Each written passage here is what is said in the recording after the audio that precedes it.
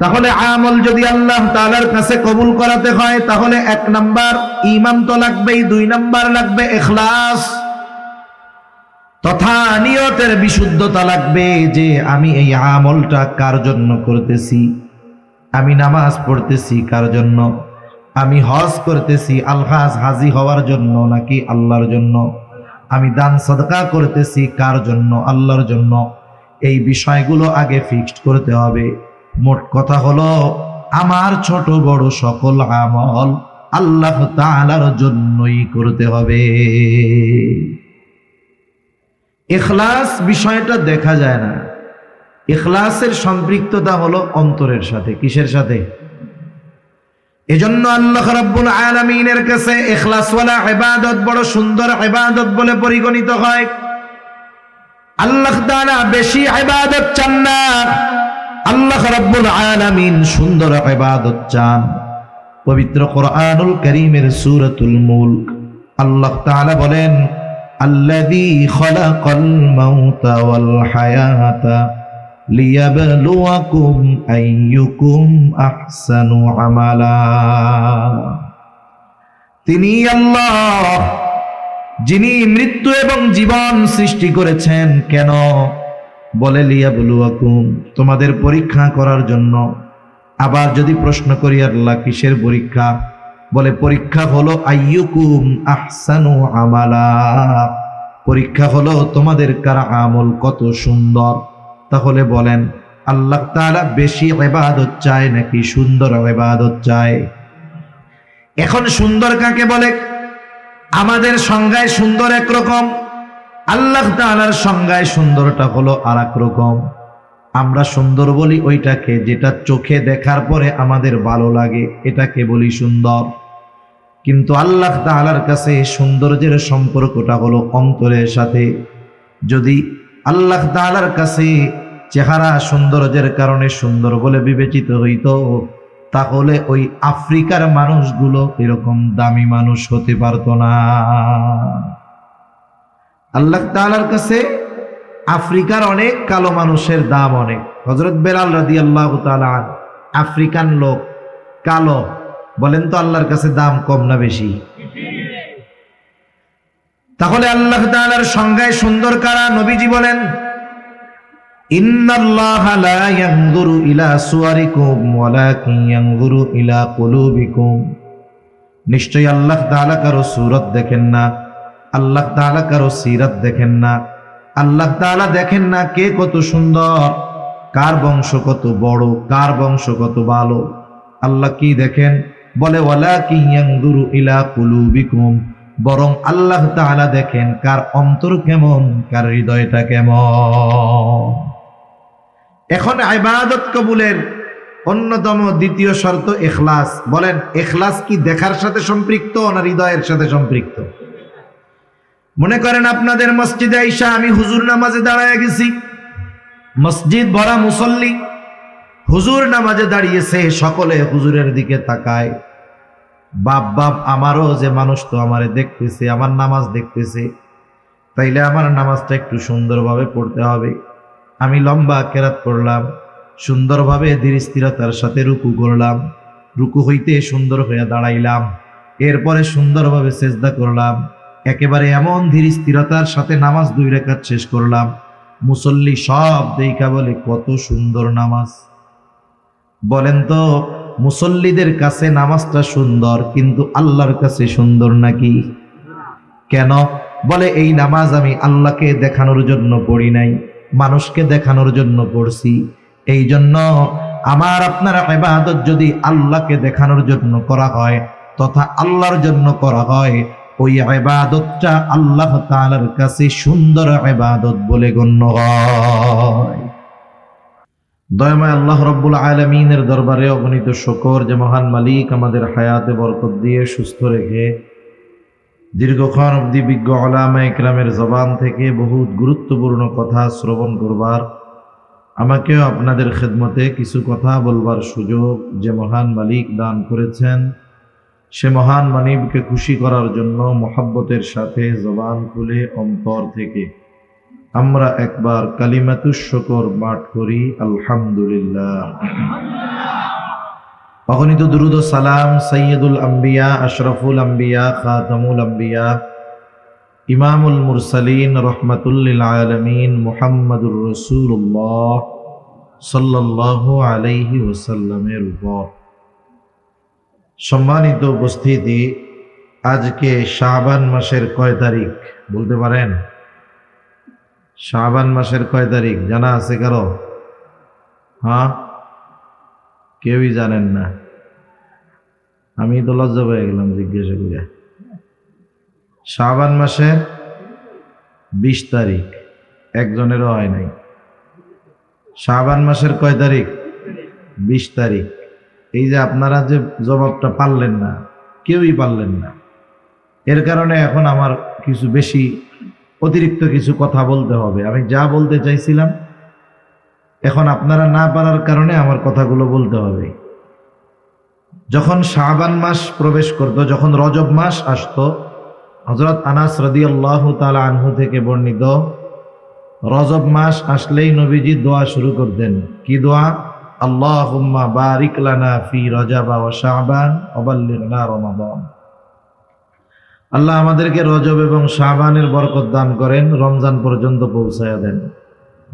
এরপরে যখন শাবান মাস শুরু হইতো, স্পেশাল ভাবে নবীজির হাদিস, নবীজি বলেন আহসু হেলালা শাবান আলী রমাদান, যে তোমরা শাবানের চাঁদ গণনা করো তথা শাবানের তারিখ হিসাব রাখো, গণনা করো। কেন?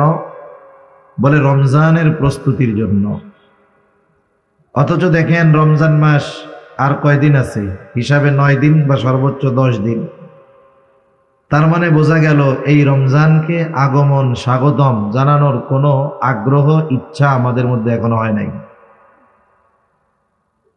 একটু মাঝে মধ্যে নিজেদের অবস্থা বিবেচনা করেন। আমরা তো নিজেরা মনে করি যে 92% মুসলমানের দেশ, ফাটায় ফেলাই একবারে, এই করব সেই করব, কিন্তু আসলে আমাদের মধ্যে মুসলমানিত্ব 9%-এরও নাই। ঠিক কিনা বলেন? এটাই বাস্তবতা। আমরা এত গুরুত্বপূর্ণ একটা বিষয় দেখেন, একটা সমাজের যদি সব মানুষ এই তারিখের ব্যাপারে অজ্ঞ থাকে তাহলে এটা বড় আফসোসের ব্যাপার। ইসলামের ভিত্তি কয়টা বলেন তো? জানেন তো নাকি? যদি মনে করেন যে সমস্যা, তাইলে আমি আর কিছু আপনাদের কাছে জানতে চাব না। যেসব বিষয় আমি জানতে চাচ্ছি বা জিজ্ঞাসা করতেছি, এটা একটা সোজা কথায় বলতে শুনতে খারাপ লাগলেও ল্যাংটা মুসলমানের বাচ্চা, ল্যাংটা পোলাপান, ওরও পারার কথা। ইসলামের ভিত্তি কয়টা? জোরে বলেন কয়টা? 5টা। ইসলামের 5টি ভিত্তি, বুনিয়াদ 5টি। এর মধ্যে অন্যতম একটি হলো এই যে সামনে আসতেছে রোজা, রমজান মাস। এই রমজান মাসে আল্লাহ তাআলা রোজা ফরজ করেছেন। বলেন তো, এই যে রোজা যে হবে, 1 মাস যে রোজা রাখবো, এটা কি ইংরেজি তারিখের হিসাবে নাকি চন্দ্র তারিখের হিসাবে? এরপরে ইসলামের অন্যতম আরেকটি ভিত্তিমূলক ইবাদত, যেটা হলো হজ। কালিমা, নামাজ, রোজা, হজ, যাকাত, তাই না? হজ। বলেন তো, হজ যে সংগঠিত হয় এটা কি ইংরেজি তারিখের হিসাবে না আরবি তারিখের হিসাবে? এরপরে যাকাত, অন্যতম একটি বুনিয়াদ, ইসলামের ভিত্তিমূলক ইবাদত। বলেন তো, এই যাকাত যে আমরা দিয়ে থাকি এটা কি ইংরেজি বছরের হিসাবে না চন্দ্র বছরের হিসাবে? তাহলে এটা আমি শুধু মোস্ট ইম্পর্টেন্ট কয়েকটা বিষয় যেটা চন্দ্র তারিখের সাথে সম্পৃক্ত এটা বললাম। আর অন্যান্য কত নফল ইবাদত আছে না, প্রতি মাসের রোজা আছে চন্দ্র তারিখের সাথে সম্পৃক্ত, আরো অনেক কিছুর বিষয় আছে। অথচ দেখেন এই তারিখটা প্রত্যেকটা মুসলমানের হিসাব রাখা জরুরি ছিল, অথচ আমাদের কারোরই নাই। এটা আমাদের জন্য বড় দুর্ভাগ্যের। কিন্তু আমরা ঠিকই জানি আজকে 1 মার্চ, আমরা ঠিকই জানি আজকে 1 মার্চ, এই হিসাব আমাদের আছে। কিন্তু অথচ যেই তারিখটার হিসাব রাখা জরুরি, নবীজি সাল্লাল্লাহু আলাইহি ওয়াসাল্লাম স্পেশাল ভাবে বললেন যে তোমরা শাবানের চাঁদের হিসাব রাখো, রমজানের জন্য আমরা রাখি নাই। এটা আমাদের জন্য খুব নেগেটিভ এবং ভালো বিষয় নয়। এখন কি করা যেতে পারে? একটা কাজ করা যেতে পারে, কমপক্ষে প্রত্যেকটা মসজিদে প্রায় জায়গায় আমি দেখেছি নামাজের যেই সূচিগুলো আছে, ডিজিটাল হরেক রকমের লাইটিং নামাজের সময়সূচি আছে না? আপনাদের মসজিদের মধ্যে আছে কিনা আমার জানা নাই। আছে, অনেকগুলোর মধ্যে সময়ও উল্লেখ থাকে, ঘড়িও থাকে, ইংরেজি তারিখও থাকে। আরে এই হিজরি তারিখটা যে কি পাপ করলো এটা দিতে খুব কষ্ট হয়ে যায়। হিজরি তারিখ কি অপরাধ করছে? অনেক জায়গায় ডিজিটাল ঘড়ির মধ্যে আছে, সব জায়গায় নাই, অনেক জায়গায় আছে। এটা বললে করে দিবে তারা। এখন আসেন, নাই যেহেতু আমরা কি করতে পারি? একটা বোর্ড বানান, হোয়াইট বোর্ড অথবা ব্ল্যাক বোর্ড। ওর মধ্যে একটা ঘরের মধ্যে সন লেখেন, কত হিজরি সন, আর একটার মধ্যে মাস লেখেন, আর নিচে বড় করে তারিখটা লেখেন। প্রত্যেক দিন যদি লিখে দেওয়া হয় তাহলে কমপক্ষে যারা নামাজি, নামাজে ঢুকবে, মসজিদের বারান্দায় বা গেটের সামনে যদি সাইডে দিয়ে দেওয়া হয়, চোখে পড়বে, তারিখটা কমপক্ষে মনে থাকবে। ঠিক কিনা? এই সিস্টেমটা করেন। আর আরবি তারিখ একটা শেষ হয় সূর্যাস্তের সাথে সাথে, আবার নতুন তারিখের শুরু হয়। মাগরিবের নামাজে গেছে, মুসল্লি হোক, ইমাম হোক, মুয়াজ্জিন হোক, মাগরিবের সময় গেল, ঠিক আছে, ওইটা মুছে নতুন তারিখটা লিখে দিল। তাহলে কমপক্ষে যারা মসজিদে আসা যাওয়া করে এরা আরবি সন তারিখ এদের তো কমপক্ষে মনে থাকবে। ঠিক কিনা? এটা জরুরি একটা বিষয়, এটা আমরা করার চেষ্টা করবো, আল্লাহ তৌফিক দান করেন। তাহলে এই যে রমজান মাস আসতেছে, এটা হলো আমলের মৌসুম। কিসের মৌসুম? আমলের মৌসুম। যেই ব্যক্তি কৃষি কাজ করে সে যদি চাষের মৌসুমে যথাযথভাবে চাষ করে, সব কিছু যদি যত্ন সহকারে করে, ঠিকঠাক ভাবে করে, আল্লাহ তাআলা যদি কোনো মুসিবত না দেন, আল্লাহ তাআলা যদি কোনো বিপদ না দেন, তাহলে আশা করা যায় ওই ব্যক্তি একটা সময় ফসল ঘরে তুলবে এবং ওই ফসল দিয়ে তার আগামী ফসল হওয়া পর্যন্ত, আগামী ফসলের আগ পর্যন্ত সে তার চাহিদা প্রয়োজন মিটাতে পারবে। ঠিক কিনা বলেন? বাস্তবতা হলো রমজান মাস এমন একটা মাস, আমরা যদি এই রমজানের হক যথাযথভাবে আদায় করতে পারি তাহলে আশা করা যায় এই রমজান মাসের হক আদায় করে যদি নিজেদেরকে ইবাদতের মধ্যে রাখতে পারি, আশা করা যায় এর প্রভাব আগামী 11 মাসও আমাদের মধ্যে থাকবে ইনশাআল্লাহ। তবে বাস্তবতা হলো আমরা রোজার হক পরিপূর্ণভাবে আদায় করে রাখতে পারি না, কারণ আমরা রোজাও রাখি, গুনাহও করি, রোজাও রাখি, মিথ্যা কথাও বলি, রোজা রাখি, ওজনে কম দেই, রোজা রাখি, মালে ভেজাল করি। এমনি সময় তো এমনি করতাম, এখন রোজার মাসে রোজা রাইখা টুপি মাথায় দিয়া অপরাধগুলো করি। ঠিক কিনা বলেন? তাহলে এক্ষেত্রে অপরাধের প্রবণতা রোজার মাসে কমে না, অনেক সময় আরো বাড়ে। যারা বড় বড় ব্যবসায়ী এরা কি করে? মজুদদারি করে, আটকায় রেখা কৃত্রিম ভাবে দাম বাড়ায় দেয়। এই ধরনের কর্ম করনেওয়ালা লোক আমাদের সমাজে কম বেশি আছে না নাই? এই জন্য রোজা রেখে আমরা যদি রোজার হক আদায় না করি, নিজেদেরকে পাপাচার অনাচার থেকে বিরত না রাখি, তাহলে ওই রোজার দ্বারা আগামী 11 মাস প্রভাবিত হওয়া, উপকৃত হওয়া আমাদের জন্য কঠিন হয়ে যায়। একজন মানুষ যখন রোজা রাখে,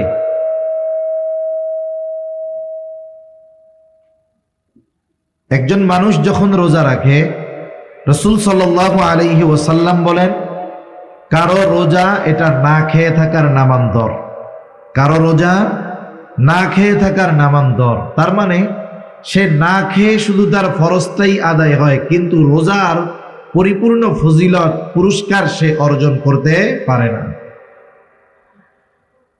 একটা ছেলে পরীক্ষা দিয়েছে, পরীক্ষাতে সে 100-র মধ্যে 33 পাইল, বলেন তো পাস না ফেল? দুজনে বলেন না, পাস না ফেল? পাস। আর একজন 100-তে 100 পাইছে, বলেন তো সে পাস না ফেল? সেও পাস। এখন এই দুই ছাত্র এক জায়গায়, একজন জিজ্ঞাসা করছে, তুমি পরীক্ষার ফলাফল কি, পাস করছো না ফেল? বলে পাস করেছি। কত পাইছো? বলেন তো 33 পেয়ে যে পাস করছে সে তো পাস, কিন্তু ও যে 33 পাইছে, আনন্দের সাথে বলবে নাকি লজ্জা পাবে বলবে? মাথা নিচে করে 33 পাইছে, পাশ করেও বলতে তার লজ্জা লাগে, ঠিক না? আর একজন 100 যে পাইছে, তুমি কি করছো? বলে আমিও পাশ করছি। কত পাইছো? বলে আমি 100-তে 100 পেয়েছি। এখন বলেন তো, দুইজনই পাশ, তবে দুইজনের মধ্যে পার্থক্য আছে না নাই? সেজন্য অনেকে রোজা রাখে, রোজা রাইখা কত পায়? বলে 33। এইটা পাশ কইরাও বলতে অনেক সময় লজ্জা পায়। আর একজন রোজা রাখছে, গোনা করে নাই, পাপ থেকে বাঁচছে, চোখের গোনা, জবানের গোনা থেকে বেঁচেছে, আমলের মাধ্যমে সময়কে ব্যয় করছে, বলে পাশ করছে। কত পাইছো? বলে 100-তে 100 হয়েছে। সুবহানাল্লাহ। বলে মনে রাখবেন, আপনাদের মসজিদগুলোতে যেই খতিব সাহেব আছেন, উনি অবশ্যই রমজানের ফজিলত, মাসাইল এগুলোর ব্যাপারে আলোচনা করবেন। এজন্য আমি ওই বিষয়টা বিশদ আলোচনা করতেছি না। এই বিষয়গুলো আলোচনা উনি করবেন যে রোজা রাখলে কি ফজিলত, বড় বড় ফজিলতের কথা আছে। এখন কথা হলো, কোন রোজাদার ওই ফজিলতগুলো পাবে? বলে ওই রোজাদার পাবে যে গোল্ডেন A+ মার্কা পাস করছে, ঠিক কিনা বলেন? আর নাইলে কি হবে? ও শুধু পাস করছে, ওর ফরজিয়াতটা আদায় হলো, আল্লাহ তাআলার আদেশ মান্য করা হলো, কিন্তু এই রোজার কারণে আল্লাহ তাআলা স্পেশাল যেই পুরস্কার, মর্যাদা, সম্মানের কথা ঘোষণা করছেন, ওই যে পাপও করছে, এর কারণে সে ওগুলো থেকে বঞ্চিত থাকবে, ঠিক কিনা?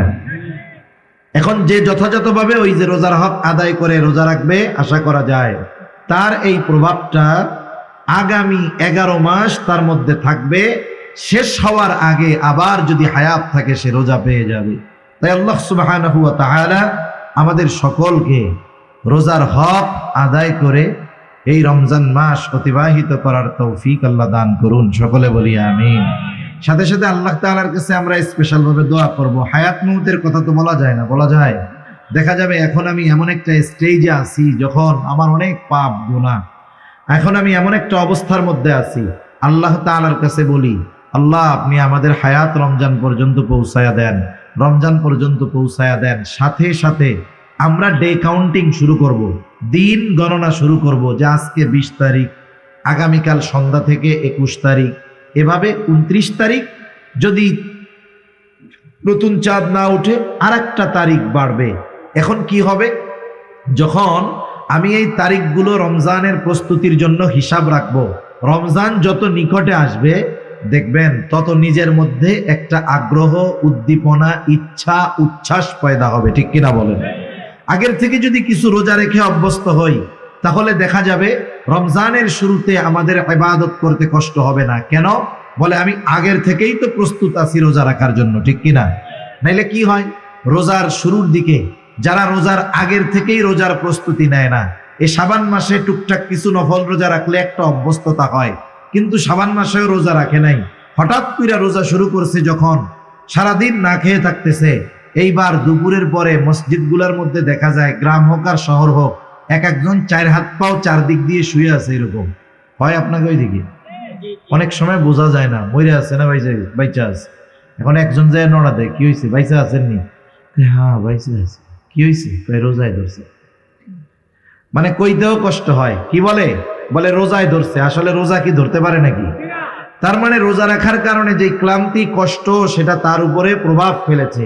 কিন্তু আগের থেকে সে যদি একটু নিজের প্রস্তুত করত, অভ্যস্ত হইত, তাহলে শুরুর থেকেই রোজা, তারাবি, সাহারি, ইফতার সবগুলো প্রাণবন্ত সহকারে করতে পারতো, ঠিক কিনা বলেন? এজন্য যেহেতু এখনো সময় আছে 10 দিন, আমরা সময়গুলো গণনা করব, সাথে সাথে আমরা যেন যথাযথভাবে আনন্দ, উদ্দীপনা, আগ্রহের সাথে রোজাগুলো পালন করতে পারি, সেই প্রচেষ্টা আমরা করব। আল্লাহ তাআলা তৌফিক দান করেন।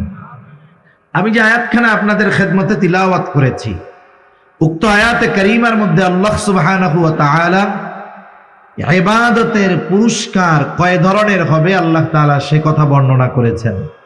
আল্লাহ সুবহানাহু ওয়া তাআলা নারী এবং পুরুষের মধ্যে সৃষ্টিগত কিছু পার্থক্য এবং শরীয়তের সামান্য কিছু বিষয়ের পার্থক্য, তারতম্য ছাড়া আর সকল বিষয়ে নারী এবং পুরুষের মধ্যে আল্লাহ তাআলা সমতা দিয়েছেন। 1 নম্বর, সৃষ্টিগত যেই পার্থক্য বা তারতম্য। সৃষ্টিগত পার্থক্য কি? আল্লাহ তাআলা নারীকে স্পেশাল কিছু বৈশিষ্ট্য দিয়েছেন যেগুলো পুরুষকে দেন নাই, আবার পুরুষকে কিছু বৈশিষ্ট্য আল্লাহ তাআলা দিয়েছেন যেগুলো নারীকে দেন নাই। নারীর ওই বৈশিষ্ট্যগুলো দেখে আমরা বুঝতে পারি, বলতে পারি ইনি একজন নারী। পুরুষের বৈশিষ্ট্যগুলো দেখে আমরা বলতে পারি ইনি একজন পুরুষ। নারীর বৈশিষ্ট্য কি এগুলো বলার প্রয়োজন নাই, এমনিই আপনারা বুঝবেন।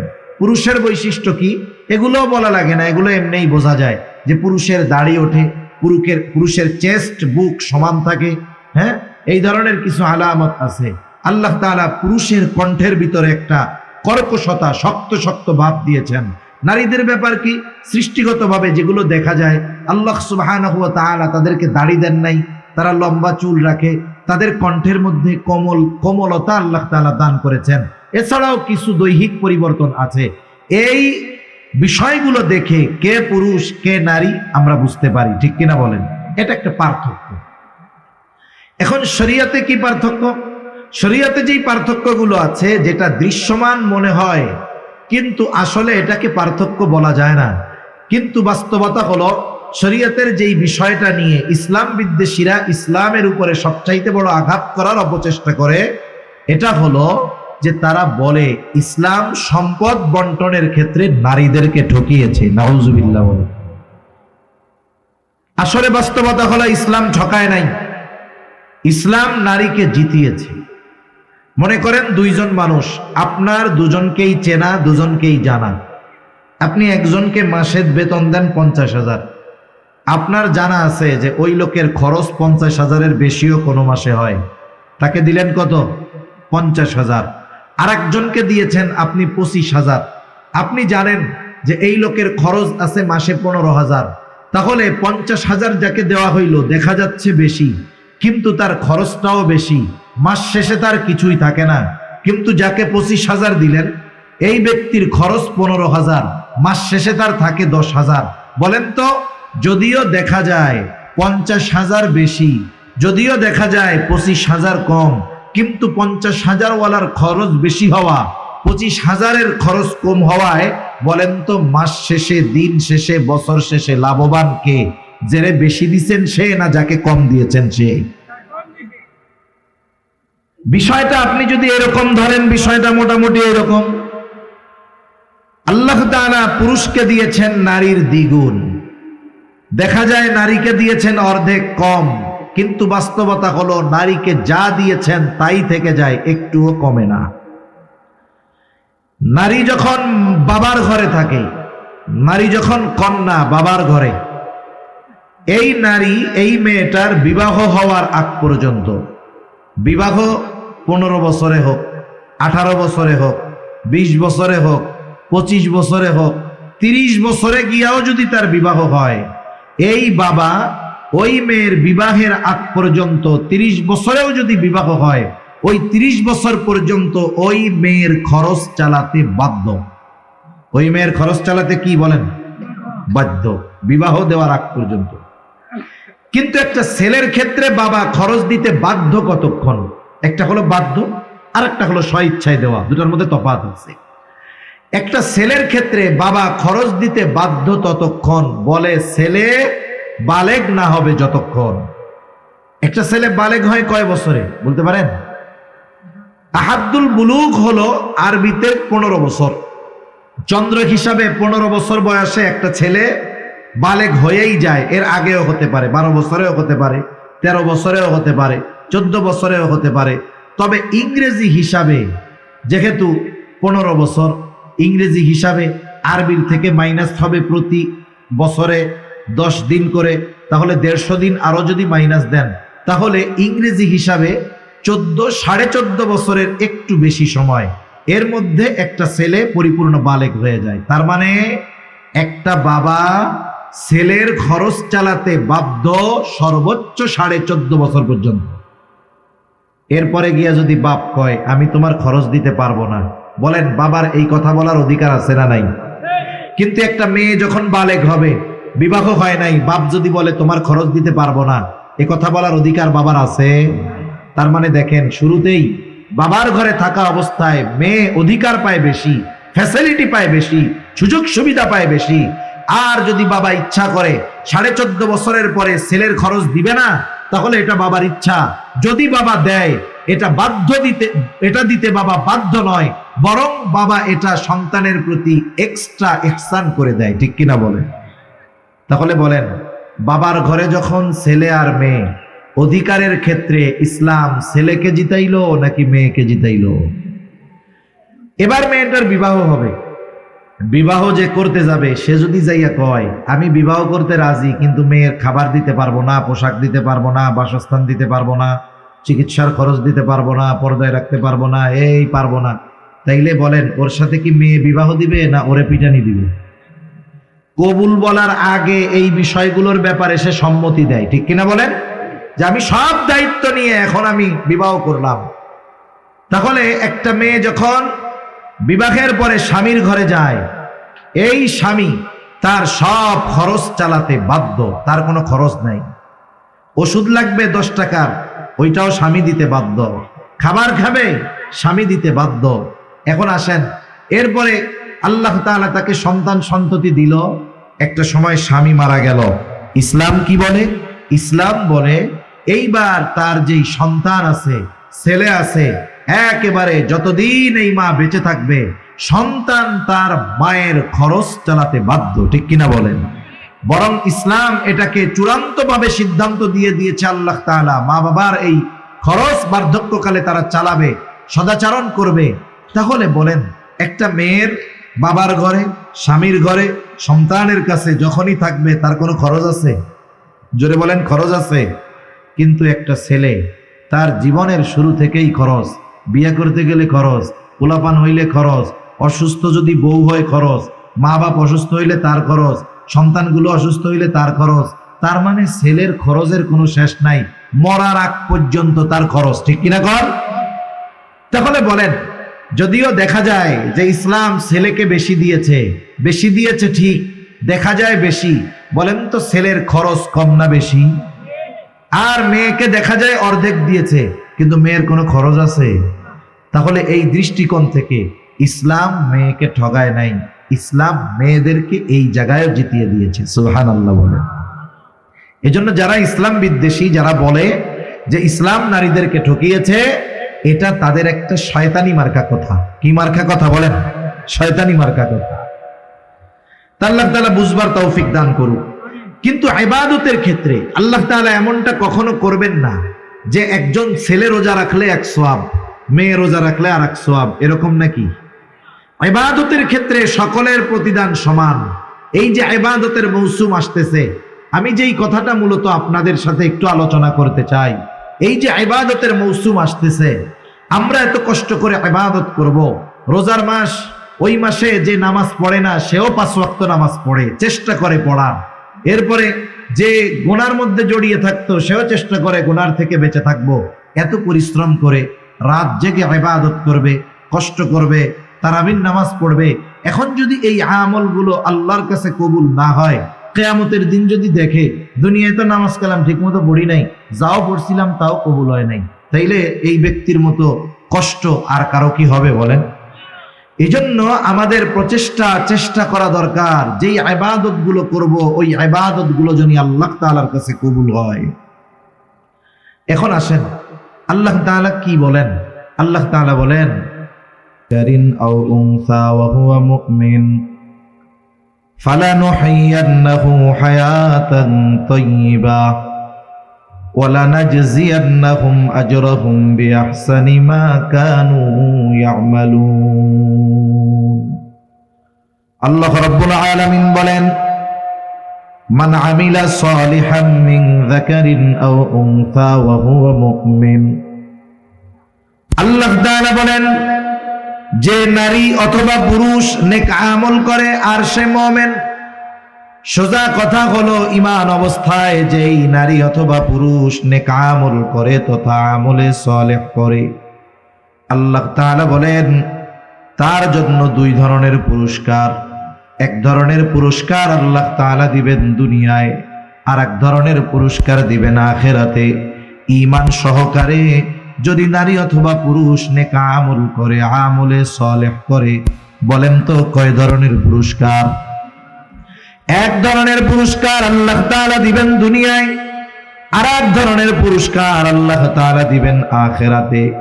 প্রথমে একটা জিনিস আমাদের মনে রাখতে হবে, যখন ঈমান অবস্থায় কেউ কোনো আমল করে, ভালো কাজ করে, আর ওই ভালো কাজগুলো কবুল হওয়ার যে শর্ত সেগুলো যদি ঠিক থাকে, তাহলে ওই ঈমানদার তার ভালো কাজের প্রতিদান শুধু দুনিয়ায় পায় তা নয়, বরং ওই ভালো কাজের প্রতিদান দুনিয়াতে অল্পই দেওয়া হয়, বরং ওই ভালো কাজের পূর্ণ প্রতিদান আল্লাহ তাআলা তাকে আখিরাতে দিয়ে দেয়। আর যদি কোনো বেঈমান দুনিয়ায় ভালো কাজ করে, বেঈমান যদি দুনিয়ায় কোনো ভালো কাজ করে, আল্লাহ তাআলা তার ওই ভালো কাজের প্রতিদান শুধু দুনিয়ায় দেয়, আখিরাতে দেয় না। কেউ যদি কোনো ভালো কাজের প্রতিদান আখিরাতে চায়, অবশ্যই অবশ্যই তাকে ঈমানদার হওয়া লাগবে। আমাদের কথা যেহেতু ঈমানদার নারী পুরুষের বিষয়ে, এই জন্য এদিকেই আমরা কথাটা বলি। এখন আসেন, আল্লাহ তাআলা প্রথমে বললেন ঈমানদার নারী অথবা পুরুষ যদি আমলে সালেহ করে। এখন কথা হইল আমলে সালেহ জিনিসটা কি? একটা হলো শুধু আমল, আর একটা হলো আমলে সালেহ। আমল যে কেউ করতে পারে, অসুবিধা নাই, কিন্তু সবার আমলটা আমলে সালেহ হয় না। আমলে সালেহ হলো ওই আমল যেই আমল আল্লাহ তাআলার কাছে কবুল হয়। কি হয় বলেন? কবুল হয়। আমলে সালেহ হওয়ার জন্য অনেকগুলো শর্ত আছে। কম্পালসারি যেই শর্ত সেটা তো ঈমান, এটা তো থাকলোই। ঈমান যদি না থাকে তো আমলে সালেহই হবে না। সাথে সাথে আরো কয়েকটা বিষয় যদি আমরা ঠিক রাখতে পারি, তাহলে আমার আপনার আমল যদি অল্প হয়, ছোট হয়, ওই অল্প আমলের জন্য বড় প্রতিদান যিনি দিবেন তিনি কে? তাহলে আমল যদি আল্লাহ তাআলার কাছে কবুল করাতে হয়, তাহলে 1 নাম্বার ঈমান তো লাগবেই, 2 নাম্বার লাগবে ইখলাস, তথা নিয়তের বিশুদ্ধতা লাগবে যে আমি এই আমলটা কার জন্য করতেছি। আমি নামাজ পড়তেছি কার জন্য? আমি হজ করতেছি হাজি হওয়ার জন্য নাকি আল্লাহর জন্য? আমি দান সাদকা করতেছি কার জন্য? আল্লাহর জন্য। এই বিষয়গুলো আগে ফিক্সড করতে হবে। মোট কথা হলো আমার ছোট বড় সকল আমল আল্লাহ তাআলার জন্যই করতে হবে। ইখলাস বিষয়টা দেখা যায় না। ইখলাসের সম্পৃক্ততা হলো অন্তরের সাথে। কিসের সাথে? এজন্য আল্লাহ রাব্বুল আলামিনের কাছে ইখলাসওয়ালা ইবাদত বড় সুন্দর ইবাদত বলে পরিগণিত হয়। আল্লাহ তাআলা বেশি ইবাদত চান না, আল্লাহ রাব্বুল আলামিন সুন্দর ইবাদত চান। পবিত্র কোরআনুল কারীমের সূরাতুল মুলক আল্লাহ তাআলা বলেন, আল্লাযী খালাকাল মাউতা ওয়াল হায়াতা লিয়াবলুয়াকুম আইয়ুকুম আহসানু আমালা। তিনি আল্লাহ যিনি মৃত্যু এবং জীবন সৃষ্টি করেছেন। কেন? বলে লিয়াবলুয়াকুম, তোমাদের পরীক্ষা করার জন্য। আবার যদি প্রশ্ন করি আল্লাহ কিসের পরীক্ষা? বলে পরীক্ষা হলো আইয়ুকুম আহসানু আমালা, পরীক্ষা হলো তোমাদের কার আমল কত সুন্দর। তাহলে বলেন আল্লাহ তাআলা বেশি ইবাদত চায় নাকি সুন্দর ইবাদত চায়? এখন সুন্দর কাকে বলে? আমাদের সংজ্ঞায় সুন্দর একরকম, আল্লাহ তাআলার সংজ্ঞায় সুন্দরটা হলো আর এক রকম। আমরা সুন্দর বলি ওইটাকে যেটা চোখে দেখার পরে আমাদের ভালো লাগে, এটাকে বলি সুন্দর। কিন্তু আল্লাহ তাআলার কাছে সৌন্দর্যের সম্পর্কটা হলো অন্তরের সাথে। যদি আল্লাহ তাআলার কাছে চেহারা সৌন্দর্যের কারণে সুন্দর বলে বিবেচিত হইত, তাহলে ওই আফ্রিকার মানুষগুলো এরকম দামি মানুষ হতে পারত না। আল্লাহ তাআলার কাছে আফ্রিকার অনেক কালো মানুষের দাম অনেক। হযরত বেলাল রাদিয়াল্লাহু তাআলা আফ্রিকান লোক, কালো, বলেন তো আল্লাহর কাছে দাম কম না বেশি? তাহলে আল্লাহ তাআলার সংজ্ঞায় সুন্দর কারা? নবীজি বলেন ইন্নাল্লাহা লা ইয়ানজুরু ইলা সুওয়ারিকুম ওয়ালাকিন ইয়ানজুরু ইলা কুলুবিকুম। নিশ্চয়ই আল্লাহ তাআলা কারো সূরত দেখেন না, আল্লাহ তাআলা কারো সিরাত দেখেন না। আল্লাহ তাআলা দেখেন না কে কত সুন্দর, কার বংশ কত বড়, কার বংশ কত ভালো। আল্লাহ কি দেখেন? বলে ওয়ালাকিন ইয়ানজুরু ইলা কুলুবিকুম, বরং আল্লাহ তাআলা দেখেন কার অন্তর কেমন, কার হৃদয়টা কেমন। এখন ইবাদত কবুলের অন্যতম দ্বিতীয় শর্ত ইখলাস। বলেন, ইখলাস কি দেখার সাথে সম্পৃক্ত না হৃদয়ের সাথে সম্পৃক্ত? মনে করেন আপনাদের মসজিদে আইসা আমি হুজুর নামাজে দাঁড়ায় গেছি, মসজিদ ভরা মুসল্লি, হুজুর নামাজে দাঁড়িয়েছে, সকলে হুজুরের দিকে তাকায়। বাপ বাপ আমারও যে মানুষ তো আমারে দেখতেছে, আমার নামাজ দেখতেছে, তাইলে আমার নামাজটা একটু সুন্দরভাবে পড়তে হবে। আমি লম্বা কেরাত পড়লাম, সুন্দরভাবে ধীর স্থিরতার সাথে রুকু করলাম, রুকু হইতে সুন্দর হয়ে দাঁড়াইলাম, এরপরে সুন্দরভাবে সেজদা করলাম, একেবারে এমন ধীর স্থিরতার সাথে নামাজ 2 রাকাত শেষ করলাম। মুসল্লি সব দেইখা বলে কত সুন্দর নামাজ। বলেন তো, মুসল্লিদের কাছে নামাজটা সুন্দর, কিন্তু আল্লাহর কাছে সুন্দর নাকি? কেন? বলে এই নামাজ আমি আল্লাহকে দেখানোর জন্য পড়ি নাই, মানুষকে দেখানোর জন্য পড়ছি। এই জন্য আমার আপনার ইবাদত যদি আল্লাহকে দেখানোর জন্য করা হয় তথা আল্লাহর জন্য করা হয়, ওই ইবাদতটা আল্লাহ তাআলার কাছে সুন্দর ইবাদত বলে গণ্য হয়। আর যদি মানুষকে দেখানোর জন্য ইবাদত করা হয়, ওই ইবাদত কিছু কিছু সময় শাস্তির কারণ হবে। প্রসিদ্ধ এক হাদিস আবু হুরায়রা রাদিয়াল্লাহু তাআলা আনহু থেকে বর্ণিত, নবীজি বলেন, কিয়ামতের দিন আল্লাহ তাআলা সর্বপ্রথম 3 শ্রেণীর মানুষকে হিসাবের জন্য ডাকবে। 1 নাম্বার, একজন শহীদকে ডাকা হবে। রক্তাক্ত অবস্থায় শহীদ আল্লাহর সামনে হাজির হয়ে যাবে। আল্লাহ তাআলা জিজ্ঞাসা করবে, তোমার এই অবস্থা কেন? লোকটা বলবে, আল্লাহ, কাফেরদের বিরুদ্ধে জিহাদ করে আমি আমার জীবনকে উৎসর্গ করে দিয়েছি। আল্লাহ জিজ্ঞাসা করবেন, কেন জিহাদ করছো, জীবন দিছো? লোকটা বলবে, আল্লাহ, আমি যুদ্ধ করেছি আপনার সন্তুষ্টির জন্য। আল্লাহ তাআলা আমার আপনার অন্তরের খবর জানেন কি জানেন না? ইন্নাল্লাহা আলিমুম বিযাতিস সুদূর, আমার আপনার অন্তরের গহীন করে কোন কথা লুকায় আছে দুনিয়ার কেউ জানে না, আমার পাশে শুয়ে থাকা বসে থাকা মানুষটাও জানে না, কিন্তু অন্তরে কি আছে যিনি জানেন তিনি কে? আল্লাহ তাআলা বলবেন, বান্দা, আমি আল্লাহ তোমার অন্তরের খবর জানি। তুমি মিথ্যা কথা বলতেছ, তুমি যুদ্ধ করেছো যাতে করে দুনিয়ার মানুষ তোমার বীরত্বের প্রশংসা করে, যাতে করে দুনিয়ার মানুষ তোমাকে বাহাদুর বলে, বীর বলে। ও বান্দা, যে উদ্দেশ্যে তুমি যুদ্ধ করেছো, দুনিয়ায় তুমি তা পেয়ে গেছো, দুনিয়ার মানুষ তোমাকে বীর বলছে, বাহাদুর বলেছে। সুতরাং আজকে আমি আল্লাহর তরফ থেকে তোমার জন্য কিছু নাই, তুমি চলে যাও, তোমার ঠিকানা হলো চিরস্থায়ী জাহান্নাম। 2 নম্বরে আল্লাহ তাআলা একজন দানবীরকে ডাকবে। আল্লাহ তাআলা জিজ্ঞাসা করবে, গোলাম, কেন তুমি এই সম্পদ দান করছো? লোকটা বলবে, আল্লাহ, আপনার দেওয়া সম্পদ আমি মানুষের জন্য দান করেছি, যার ঘর নাই তারে ঘর বানায়া দিছি। কেন? বলে আপনার সন্তুষ্টির জন্য। আল্লাহ তাআলা বলবেন, না বান্দা, তুমি মিথ্যা বলতেছো, আমি আল্লাহ তোমার অন্তরের খবর জানি। তুমি দান করেছো যাতে করে দুনিয়ার মানুষ তোমার দানের প্রশংসা করে, দানবীর বলে, সমাজসেবক বলে। বান্দা, যে উদ্দেশ্যে তুমি দান করেছো, তুমি দুনিয়ায় তা পেয়ে গেছো, তোমাকে দুনিয়ার মানুষ দানবীর বলেছে, সমাজসেবক বলেছে, তোমার দানের প্রশংসা করেছে।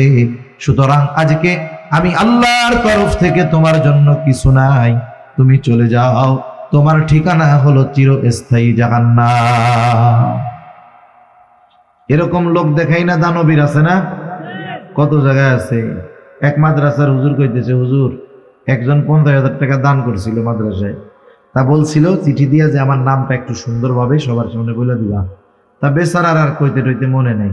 এখন এই যে মাহফিলে মানুষের সামনে বলে নাই কেন, দানের ঘোষণা দেয় নাই কেন, পরে এসে টাকা ফেরত নিয়ে গেছে গা।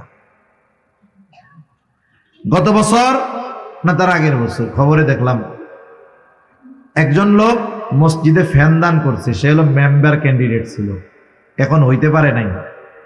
যেই এলাকায় মসজিদে ফ্যান দিছে ওই এলাকার মানুষও তারে ভোট দেয় নাই, আস্তে করে মসজিদে ফ্যানগুলো খুলে নিয়ে গেছে গা। এইরকম দান যদি কোটি কোটি টাকাও করা হয়, কোনো লাভ আছে? দানবীর হওয়ার লাইগা দান করে লাভ নেই, ভোট পাওয়ার লাইগা দান করে লাভ নেই, কোনো দাম নাই এইসব, ঠিক কিনা বলেন? তৃতীয়তে আল্লাহ তাআলা একজন কারি সাহেবকে ডাকবে, আলেমকে ডাকবে। আল্লাহ তাআলা জিজ্ঞাসা করবে, বান্দা কেন কোরআন শিখেছো, কেন ইলম অর্জন করেছো?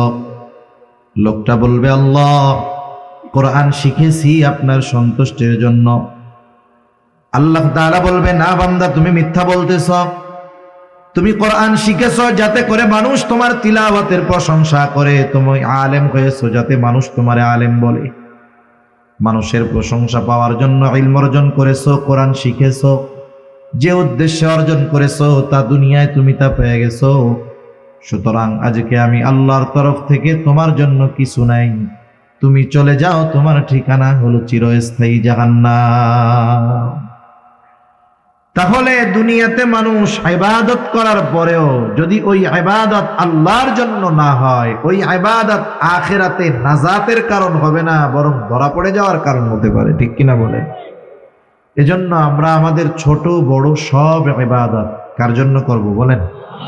মানুষকে দেখানোর জন্য কোনো ইবাদত করব না। 2 নাম্বার যেই জিনিসটা দরকার সেটা হলো ইবাদত করতে হবে, তবে সেটা সুন্নাত তরিকায়, আল্লাহর জন্য করতে হবে, সুন্নাত তরিকায় করতে হবে। ইবাদতের পদ্ধতিটা হবে নবীজির দেখানো পদ্ধতি অনুসারে।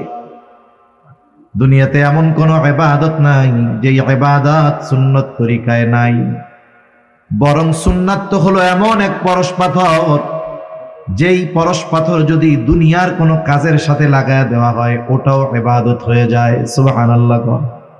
যেমন দৈনিক আমাদের কিছু কাজ থাকে, জরুরত ছাড়া পায়খানা প্রস্রাব করা, খানা দানা খাওয়া, এটা প্রতিনিয়তই আমরা করি কি করি না? কেউ যদি দৈনিক 10 বার বাথরুম করে সওয়াব হবে নাকি? কোনো দৈনিক যদি 10 বার বাথরুম করতে যায় সওয়াব হবে? যদি একবারও না যায় গুনাহ হবে। গুনাহ হবে না, সওয়াব হবে না, এমন এক কাজ। কিন্তু এই কাজটা যদি নবীজির তরিকায় করে, কার তরিকায়? নবীজির পদ্ধতিতে যদি এই সুন্নাহ এইভাবে যদি কাজটা করে, জরুরতটা যদি সারে। মনে করেন একজন মানুষ ফজরের নামাজের জন্য ঘুম থেকে উঠছে, নামাজে যাবে, বলে আছে হইল আর 20 মিনিট, মসজিদের দিকে রওনা হবে। ইতিমধ্যে জরুরতে চাপ দিছে, লোকটা চিন্তা করতেছে ওযু তো করে ফেললাম, আবার জরুরতে চাপ দিল। কিন্তু যদি জরুরত না সারি, যদি নামাজের মধ্যে জরুরতে চাপ দেয়, ফজরের নামাজে এমনিতেই ইমাম একটু কেরাত লম্বা করে, ঠিক না? যখন জরুরতে চাপ দিবে নামাজের মধ্যে, নামাজের একাগ্রতা নষ্ট হবে। আর যখন জরুরতে চাপ দিবে নামাজে দাঁড়ানো অবস্থায় যদি কষ্ট হয়, ইমাম সাহেব সূরা কাউসার পড়লেও মনে হবে যে বাকারা পড়তেছে। কথা বুঝেন নাই? পড়তেছে ইন্না আতাইনা কাল কাউসার। এখন আমার তো পেটের মধ্যে অবস্থা খারাপ, কি মনে হবে যে কি রে, এই সূরাও দেখি শেষ হয় না।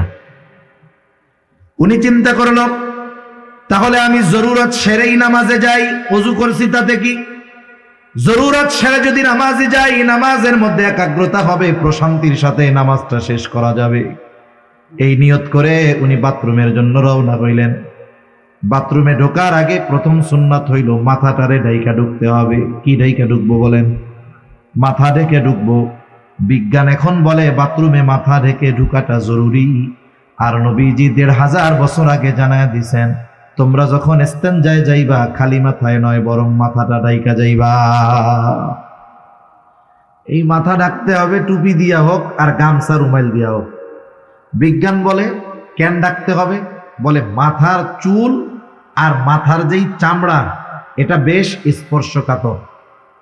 স্পর্শকাতর হওয়ার কারণেই দেখবেন যে খুশকি যত সব মাথার মধ্যে হয়, চুল যত ছোট হোক, কিছুদিন সাবান টাবান না দিলে খুশকি হয় কি হয় না? আমরা তো কত ছোট ছোট চুল রাখি, এখন তো আমার হিসাবে বড় হয়ে গেছে। তাই ছোট অবস্থায় শ্যাম্পু কয়েকদিন না করলে মাথার মধ্যে খুশকি হয়ে যায়। কেন? বলে মাথার চামড়া ময়লা টানে বেশি, ব্যাকটেরিয়া টানে বেশি, জীবাণু টানে বেশি। চুলটা ওইরকম জীবাণুর সাথে ওর একটা সম্পর্ক ভালো, এই জন্য ধুলাবালি ময়লা ব্যাকটেরিয়া চুল টানে, এবং এই মাথার স্ক্রিন চামড়া ও ব্যাকটেরিয়াকে খুব কাছে টানে। এই জন্য মাথা ডাইকা যদি যাওয়া হয় তাহলে ওই জায়গার ব্যাকটেরিয়া বাথরুমের মধ্যে যেগুলো থাকে ওগুলো মাথার সাথে এর কোনো সংযোগ হবে না, বাইচে থাকা যাবে। আচ্ছা দেখেন, চুল ছোট হইলেও খুশকি পড়ে যায় এই জায়গা দিয়ে, ময়লা হয়ে যায়। কিন্তু দেখেন তো অনেক মুরব্বীর দাড়ি আছে, জিজ্ঞাসা করেন তো দাড়ির মধ্যে কোনোদিন খুশকি হয়েছে নাকি? দাড়িতে খুশকি হয়? তার মানে এই জায়গার চামড়া আর এই জায়গার চামড়ার মধ্যে কি আছে? তফাৎ আছে। এটা বলতেছে বিজ্ঞান এখন।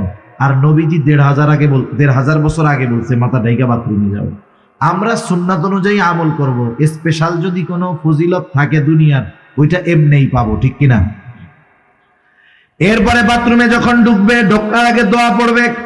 আমি বড় বড় সুন্নাত গুলা বলতেছি, বাথরুমে ঢোকার আগে দোয়া পড়বে। অনেকে বোঝে না, বাথরুমের মধ্যে ঢুইকা এরপরে দোয়া পড়া এরপরে বসে না, আগে দোয়া পড়তে হবে, এরপরে ঢুকবে। বাম্পা দিয়ে ঢুকবে, বাথরুমের মধ্যে বসবে, জরুরত সারবে, টিস্যু থাকলে টিস্যু, ঢিলা কুলুক থাকলে ব্যবহার করবে, পরিষ্কার পরিচ্ছন্ন হবে পানি দিয়া। ভেতরে যদি অজুর ব্যবস্থা থাকে অজু করে বের হবে, আর যদি অজুর ব্যবস্থা না থাকে সে বের হয়ে আসবে ডান পা দিয়ে। বের হওয়ার পরে দোয়া পড়বে। এই যে দেখেন জরুরতটা সারলো কেন? বলে নামাজের সুবিধার্থে। কোন পদ্ধতিতে সারছে? বলে সারছে হলো নবীজির তরিকায়। এই কাজটা এমনি করলেই করতে পারতো, কিন্তু যখন নবীজির সুন্নাতকে এই কর্মের সাথে লাগায় দিল, এই কর্মটাও তার আমল নামায় সওয়াব যোগ হওয়ার কারণ হয়ে গেল। যেখানে দুনিয়াবি কাজগুলো যদি নবীর তরিকায় করা হয় এইটায় সওয়াব পাওয়া যায়, আর ইবাদত অবশ্যই এটা সুন্নাত তরিকায় করতে হবে, ঠিক কিনা বলেন? এই জন্য অনেক সময় বলে না যে আমরা সুন্নাত তরিকায় নামাজ পড়বো। এই সুন্নাত তরিকার নামাজ শিখতে হয়। আমরা উলামায়ে কেরাম, ইমাম সাহেব, এনাদের কাছ থেকে গিয়ে নামাজটা কি করব? শিখবো। যে কোনো ইবাদতের সুন্নাত পদ্ধতি আছে। এত নয়েজ কেন ভাই? মাত্রাতিরিক্ত নয়েজ, আওয়াজও এত মিষ্টি না, কর্কশ। মনিটরের আওয়াজ হবে একবারে সফট, নরম, কানে এসে লাগতেছে। তাহলে যে কোনো ইবাদত এটা করব কোন তরিকায়? বলে সুন্নাত তরিকায়। কি তরিকায়? সুন্নাত তরিকায়। তাহলে ইবাদত কবুলের প্রথম শর্ত, প্রধান শর্ত ঈমান, 2 নাম্বার শর্ত ইখলাস, 3 নাম্বার শর্ত হলো সুন্নাত, 4 নাম্বার শর্ত হলো যে ইবাদত করবে ওই ইবাদতের মাসলা মাসাইল গুলো জানবে। একজন মানুষ নামাজ পড়বে, বলেন তো নামাজের কিছু জরুরি মাসলা মাসাইল আছে না নাই? এগুলো জানার দরকার। এই জন্য নবীজি সাল্লাল্লাহু আলাইহি ওয়াসাল্লাম বলেন, তলাবুল ইলমি ফারিদাতুন আলা কুল্লি মুসলিম। দ্বীনি ইলম শিক্ষা করা প্রত্যেক মুসলমান নরনারীর উপরে ফরজ। কতটুকু ফরজ? কেউ বলেন একজন নিজে দ্বীনের উপরে পরিপূর্ণ চলার জন্য যতটুকু ইলমে দ্বীন দরকার শেখা ফরজ। আবার কেউ বলেন না, আর একটু বেশি শিখতে হবে। কতটুকু বেশি? আল্লাহ তাআলা কোরআনুল কারীমের মধ্যে বলেন, ইয়া আইয়ুহাল্লাযীনা আমানু কু আনফুসাকুম ওয়া আহলিকুম নারা। আল্লাহ তাআলা বলেন, হে ঈমানদারেরা, নিজে জাহান্নামের আগুন থেকে বাঁচো, অধীনস্থদেরকেও বাঁচাও। নিজে কেমনে বাঁচবা? বলে আল্লাহ তাআলার আদেশ নিষেধ মান্য করার মাধ্যমে নিজে জাহান্নাম থেকে বাঁচো। অধীনস্থদের কেমনে বাঁচাইবা? বলে তাদেরকে দ্বীনের উপরে পরিচালনা করার মাধ্যমে বাঁচাও। নিজে চলার মাধ্যমে বাঁচো, অধীনস্থদেরকে চালানোর মাধ্যমে বাঁচাও। এখন বলেন, আমি আপনি যদি পরিপূর্ণ দ্বীনের উপরে চলতে যাই, ইলমে দ্বীন অর্জন করার দরকার আছে না নাই? নিজে যদি চলতে চাই ইলমে দ্বীন দরকার, তাইলে আরেকজনকে যদি চালাইতে চাই ওই চালানোর জ্ঞান দরকার আছে না নাই? তাহলে কতটুকু শিখতে হবে? বলে কমপক্ষে নিজে এবং নিজের অধীনস্থদেরকে দ্বীনের উপরে চালানো যায় এই পরিমাণ ইলমে দ্বীন শিক্ষা করা প্রত্যেক মুসলমান নরনারীর উপরে ফরজ। এখন বাস্তবতা হইল, আমাদের সমাজের অনেক মানুষ আছে নামাজি, ভালো মানুষ, 5 ওয়াক্ত নামাজ পড়ে, কিন্তু আফসোস এই পরিমাণ ইলমে দ্বীন সে শিক্ষা করে নাই। তাহলে তো সে গুনার মধ্যে আছে, ঠিক কিনা বলেন? এখন শিখবো কেমনে? এক কথায় আসলে এক একটা শুধু বাড়তে থাকে। আমি চাইতেছি কমাইতে, এটা আরো বাড়ে। শিখবো কেমনে? শেখার পদ্ধতিটা কি? আমাদের ছোট ছোট বাচ্চা যারা আছে এদেরকে আমরা মাদ্রাসায় দিলে, নুরানি মাদ্রাসায় দিলে এগুলো শিখতে পারবে, ঠিক কিনা বলেন? শুনেন, যে জামানা আসতেছে, আগামী প্রজন্ম দিনহীন হয়ে যায় কিনা, দিন শূন্য হয়ে যায় কিনা, তাদেরকে তো নাস্তিক মুরতাদ বানানোর জন্য আমাদের পাঠ্যপুস্তকের মধ্যে নাস্তিক্যবাদ, সেকুলারিজম, ধর্মহীনতা, সমকামিতা সহ সকল ধরনের পাপাচার শিক্ষা দেওয়ার অপচেষ্টা চলতেছে, ঠিক কিনা বলেন? আমরা বুঝতেছি যে এ শিক্ষার দ্বারা আমাদের সন্তান জান্নাতের রাস্তা বহুদূর, ওর জাহান্নামে এলো দৌড়ায় দৌড়ায় যাবে। কেউ চায় না যে তার সন্তান বদ্দিন হোক। তাহলে কি করার দরকার? বলে সন্তানদেরকে আগে দিন শেখাইতে হবে। আপনি আগে আপনার সন্তানটাকে মাদ্রাসায় দিবেন, দিন শিখাবেন। একটা ছেলে যদি নুরানিতে 3, 4 পর্যন্ত পড়ে, আশা করা যায় ওই ছেলেটা জরুরতে দিন তথা দিনের উপরে চলার জন্য যতটুকু জ্ঞান অর্জন করা ফরজ, ততটুকু আলহামদুলিল্লাহ সে অর্জন করে ফেলে। তাহলে কি হইল? আপনি তাকে যে এই যে দিনের উপরে চালানোর জন্য দিন শেখাইলেন, এটা তার হক আপনার উপরে ছিল। আপনি যেই বাপ, ডাক্তারের বাপ, ইঞ্জিনিয়ারের বাপ, অনেকে এসে গর্বের সাথে বলে আমার 3 পোলা ডাক্তার। আপনি ডাক্তার বানাইছেন, ঠিক আছে, টাকা কামাইবে, অসুবিধা নাই, কিন্তু এই ডাক্তারকে যদি আপনি ওই পরিমাণ দিন শেখানোর ব্যবস্থা না করেন, ওই ডাক্তার যদি কিয়ামতে জাহান্নামে যায়, আপনি বাপরে আগে জাহান্নামে নেওয়ার ব্যবস্থা সে করবে, ঠিক কিনা বলেন? এজন্য জাগতিক লাইনে যা বানান না কেন সেটা পরের হিসাব, কিন্তু তার বৃত্তিমূলক শিক্ষাটা দিনই শিক্ষায় দেন। এটা এখন আমাদের জন্য সর্বোচ্চ জরুরি, কারণ আমাদের সন্তানদের ক্লাস 3 থেকেই নাস্তিক বানানোর কর্মকাণ্ড এরা চালু করে দিচ্ছে, ঠিক কিনা বলেন? সন্তান আপনার, ভবিষ্যৎ আপনার সন্তানের, চিন্তা করবেন, সিদ্ধান্ত নেবেন, এটাও আপনারা। আমরা শুধু আপনাদের বলে দিতে পারি, আপনাদের সিদ্ধান্ত নিয়ে নেওয়ার ক্ষমতা বা সিদ্ধান্ত দেওয়ার ক্ষমতা আমাদের নেই। আমরা সতর্ক করতে পারি, ঠিক কিনা বলেন? তাহলে দিন ইলম ছোট মানুষদের তো শিক্ষা করবে। এখন আমরা বুড়া মুরব্বী, আমরা কোত্থেকে শিখবো? আপনারা আপনাদের মসজিদের ইমাম সাহেবের সাথে বলেন যে হুজুর, দিন ইলম শিক্ষা করা তো প্রত্যেক মুসলমানের উপরে ফরজ। কোন বিষয়গুলো বা কতটুকু শিক্ষা করা ফরজ আমরা তো জানি না। আপনি দৈনিক আমাদের 1 ঘন্টা সময় দেন, আধা ঘন্টা সময় দেন, যে আমরা জরুরতে দিন তথা যে বিষয়গুলো ফরজ এগুলো আমরা একটু শিখি। আসল কথা হইল, 4 দোকানে টিভি দেখা 5 ঘন্টা কাটাইতে কষ্ট হয় না, কিন্তু ইমাম সাহেবের কাছে গিয়া 1 ঘন্টা দিন শিখতে গেলে জান বাইর হয়ে যায়, ঠিক কিনা বলেন? আপনার আমার সুযোগ আছে, এই জবাবদিহিতা আল্লাহ তাআলার কাছে করতে হবে। এটা বলতে পারবো না যে হুজুর আল্লাহ আমরা শিখি না, এর জন্য মোল্লারা দায়ী। কেন? শেখার জন্য তো নিজের আগ্রহের দরকার। আপনার সময় ছিল, সুযোগ ছিল, 4 দোকানে টিভির সামনে বসে আড্ডা দিয়ে গল্প দিয়ে কাটাইছেন। আপনি 1-1.5 ঘন্টা সময় মসজিদে ইমাম সাহেবের কাছে দিতে পারেন নাই, এর জন্য ধরা খাইতে হবে কি হবে না? এজন্য এখন থেকে, আজকে থেকে দৃঢ় প্রতিজ্ঞাবদ্ধ হব। যারা মনে করেন যে আমার জরুরতে দিন, যতটুক দিন শেখা ফরজ জানা নাই, আপনি ইমাম সাহেবের সাথে পরামর্শ করেন, হুজুর কোন কোন বিষয়গুলো শিখতে হবে, একটা একটা করে আমাদেরকে 1 দিন শিখাইয়া দেন। যদি 2, 4, 6 মাস মেহনত করেন, সর্বোচ্চ মুরব্বী মানুষ জেহেনে ধরবে কম, এই 6টা মাস যদি একটু মেহনত করেন, ইনশাআল্লাহ যতটুকু দিন শেখা ফরজ আপনি শিখে ফেলতে পারবেন। যদি না শিখেন কি হবে? দেখা গেল এই গুরুত্বপূর্ণ ইবাদত গুলো নষ্ট হবে, আপনি টেরও পান না। যেমন একটা বলি, নামাজের ভেতরে বাহিরে 13 ফরজ। কত ফরজ? জোরে বলেন, কত ফরজ? বলেন তো, ফরজ ছুইটা গেলে নামাজ থাকবে না যাবে? এখন একজন নামাজির যে ফরজ ছুইটা গেছে, এটা বোঝার জন্য তাকে আগে নামাজের বাহিরে ভিতরের 13 ফরজ জানতে হবে। যদি না জানে কোন টাইমে যে ফরজ ছুটছে, জানেই তো না, এখন ও যতই না জানুক, কিন্তু আর নামাজ তো থাকবে। নামাজের ওয়াজিব 14টা, ওয়াজিব ছুইটা গেলে সাহু সিজদা দিতে হয়। সাহু সিজদা না দিলে নামাজ হবে না। এখন যে নামাজের ওয়াজিব 14টা, এটা তো আগে তাকে জানতে হবে। জানলেই না বুঝবে যে আমার ওয়াজিব একটা ছুটছে, এখন সাহু সিজদা দিব। ফরজ ছুটে গেলে নামাজ শেষ, সাহু সিজদা দিলে কাজ হবে না। ওয়াজিব ছুটা গেলে সাহু সিজদা দিতে হবে, দিলে নামাজ হয়ে যাবে, না দিলে হবে না। আবার দেখেন, নামাজ ভঙ্গের কারণ আছে 19টা, ওই 19টা থেকে একটা কারণ পাওয়া গেলে নামাজ ভেঙে যায়। দেখা গেল নামাজ ভঙ্গের কারণগুলো জানা নাই, 19টা থেকে একটা যদি সংগঠিত হয়ে যায়, বলেন তো নামাজ থাকবে না যাবে? তাহলে এই যে নামাজ ভাঙ্গার কারণ 19টা শিখতে হবে, এটাও শেখা ফরজ। নামাজের ওয়াজিবগুলো জানাও ফরজ, নামাজের ফরজগুলো জানাও ফরজ। আবার বলেন তো ওযু ভঙ্গের কারণ কয়টা? বলে 7টা।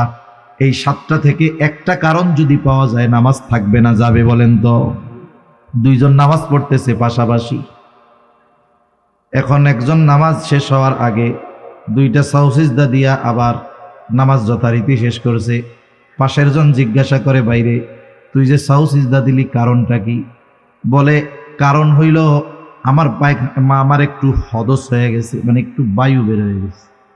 কি হয়েছে? বাতাস বের হয়েছে আর কি। এখন বলেন তো বাতাস বের হইলে কি ওযু থাকবে? ওযু যদি না থাকে নামাজ থাকবে? ও সৌসিদা 2 টাকা 200 দিলে কি ওর নামাজ হবে নাকি? দেখেন একটার সাথে একটা কানেক্টেড।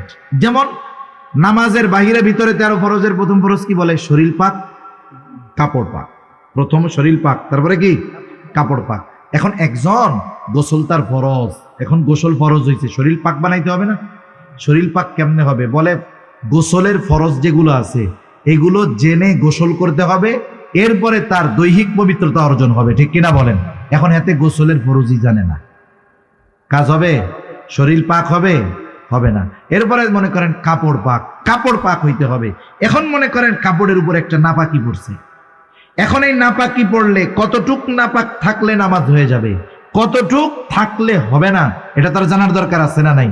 এখন মনে করেন একটা পোলা পাইনের 1 ফোঁটা মুখ পড়ছে, কি পড়ছে? প্রস্রাব পড়ছে।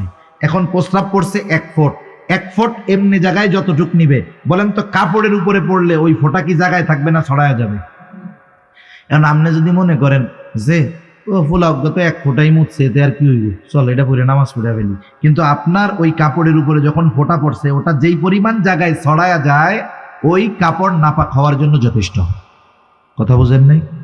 দেখেন সেজন্য কি আমার ইবাদত ঠিক হইতে হইলে তাহারাতের মাসআলা, পবিত্রতার মাসআলাগুলো জানতে হবে, ওযুর ফরজগুলো আমার জানতে হবে, গোসলের ফরজ জানতে হবে, ওযু ভাঙার কারণগুলো জানতে হবে, একটার সাথে এক একটা কানেক্টেড। আসল বিষয় হলো এগুলো সমাজের অনেক মুসল্লি জানে না, শিখতেও চায় না। ঠিক কিনা বলেন? শিখতে চায় না কেন? বলে আমি যে গোসলের ফরজগুলো জানি না, আমি যে ওযুর ফরজগুলো জানি না, এটা যদি হুজুরে জানে তাইলে তো আমি লজ্জায় শেষ। শরম না? শরম। হুজুরের মাঝে মধ্যে গরম কথা কয়, পোলা 3টা বিদেশে থাকে তো গরম কথা কয় হুজুরে। এখন যেই হুজুরে এত গরম কথা কই সেই হুজুর জানে যদি আমি ওযু ভাঙার কারণ জানি না, তাহলে লজ্জা না? এই যে আপনি লজ্জায় হুজুরের কাছে গেলেন না, শিখলেন না, দুনিয়ায় একটু লজ্জা পাইলেও আখেরাতে ডান্ডা বাড়ি খাওয়া লাগতো না। ঠিক কিনা বলেন? এজন্য এই সব বিষয়ে লজ্জা শরম করা যাবে না, এসব বিষয়ে লজ্জা পাওয়া যাবে না। ওলামায়ে কেরামের কাছে গিয়ে, মসজিদের ইমাম সাহেবের কাছে গিয়ে এই বিষয়গুলো প্র্যাকটিক্যাল ভাবে আমাদের শিখতে হবে। শিখবো তো ইনশাআল্লাহ। নাহলে এত কষ্ট করে ইবাদত করলাম, যদি এই বিষয়গুলো না জানার কারণে ইবাদত না হয় তাহলে এর চাইতে কষ্টের আর কিছু আছে? একজন করে নাই শাস্তি খাইছে, ভালো কথা। আপনি কইরা কবুল হয় নাই, শাস্তি খাইলেন, তাহলে কষ্ট বেশি লাগবে কি লাগবে না? আমি আপনি জানি না জানি যদি ফরজ ছুটে যায় নামাজ শেষ। যেমন আগুন জ্বলতেছে, এখন আগুন, একজন হাত দিছে আগুনের মধ্যে, এখন ওই লোকের জানা নাই যে আগুনে হাত দিলে হাত পুড়ে যায়, তার জানা নাই, কিন্তু এই না জানা সত্ত্বেও সে যদি আগুনে হাত দেয়, আগুন কি বলবে নাকি লোকটা তো জানে না, আমি পুড়াই দেই, তাহলে এবারের মতো মাফ করে দিই? মাফ করবে নাকি পুড়াইয়া দিবে? আগুনের পোড়ানো কত কঠিন। আপনি আমি মাসালা জানি না, নামাজ পড়তে দাঁড়াইছি, এ ব্যর্থতা আমার, এ ব্যর্থতা আপনার। উচিত ছিল তো ইবাদতটা করার আগে ইবাদতটা যথাযথভাবে শিখে নেওয়া। ঠিক কিনা? আগে ছিল, আমরা যখন ছোটবেলায় মক্তবে পড়ছি, নামাজ হায়াতে, যে আমাদেরকে আমাদের মা বাবা ফজরের নামাজের জন্য ডাকতো না। ডাকতো না কেন? বয়স তো 5 বছর, নামাজ ফরজ হয়েছে নিয়ে হলো, কিন্তু 5 বছর 6 বছরে মক্তবে না গেলে খবর ছিল।